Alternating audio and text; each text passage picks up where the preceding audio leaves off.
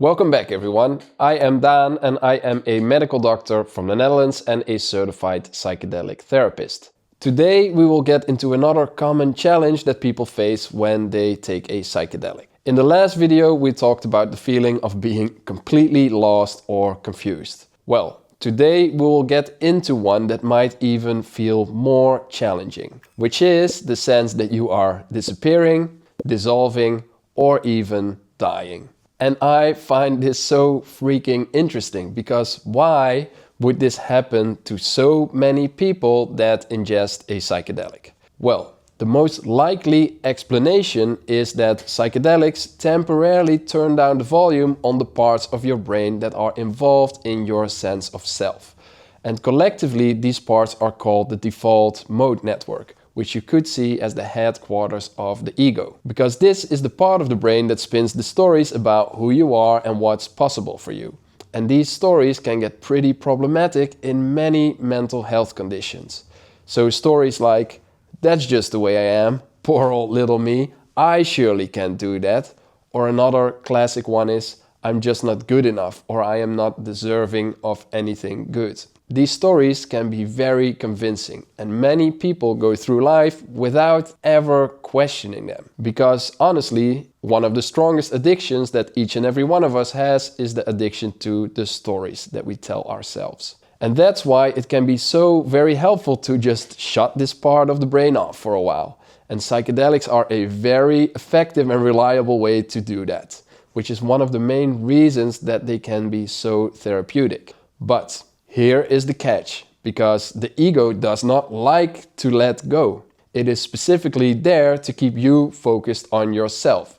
And by doing that, it thinks it is protecting you. So when this part of the brain starts to be shut down, it can really make you feel like it's your whole being that is disappearing or even dying. And while that is not actually true, this is a complete illusion, but it's a very, very convincing illusion.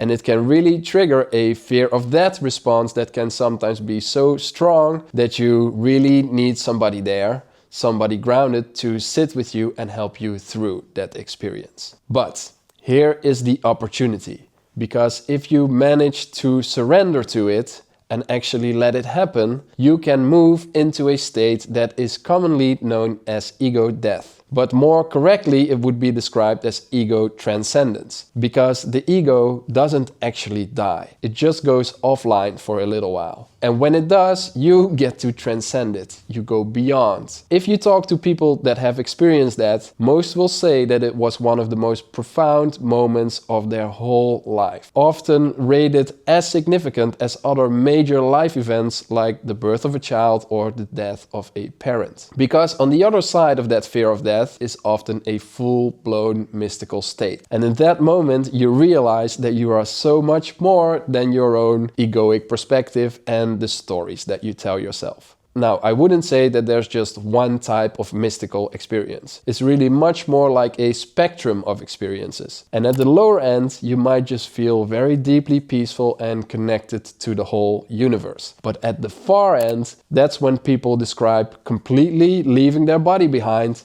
leaving this whole reality behind, transcending time and space, and just becoming one with everything that is. There aren't really any words you could use to describe it. But when people come back from it, they often say things like, I died and I was reborn, or I became pure light, or I became infinite, or I met or united with God, if that's your cup of tea. And that type of experience, my friends, is what I would call the crown jewel of the psychedelic experience. And it is found on the other side of that disappearing or dissolving process. And many people find this experience incredibly healing. Interestingly, not because they feel that something got fixed, but because they realize that on the deepest level, nothing was ever broken in the first place. Healing, after all, comes from the root word to make whole. And it doesn't get much more whole than becoming one with everything that is, right?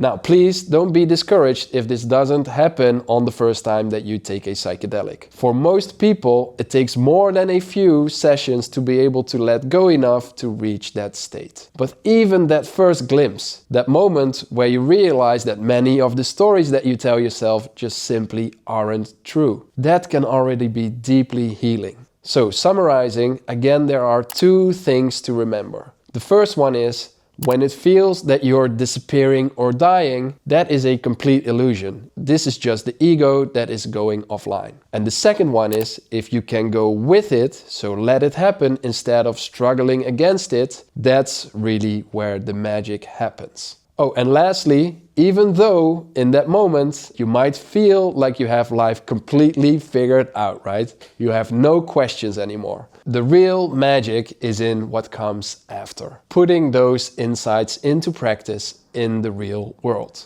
And both for reaching that state and integrating it afterwards, it can be incredibly valuable to have proper guidance. Of course, ideally from somebody that has already gone through that process before. Alright, I hope this was all very helpful to you. I would like to know, have you ever had a mystical experience? If you did, let me know in the comments what it was like. In the next video, we'll talk about another common challenge, which is when old pain that you have pushed down or locked away suddenly comes up during the experience. So please subscribe if you don't want to miss that. Peace and see you next time.